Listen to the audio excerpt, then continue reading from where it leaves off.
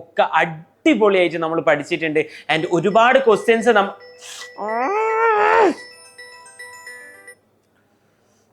Hello ആ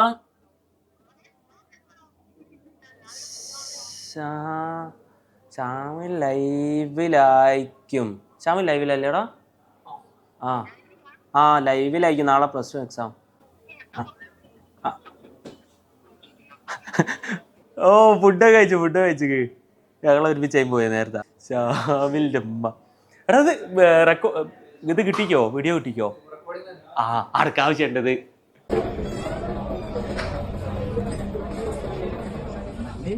എന്തൊരു പരിപാടി?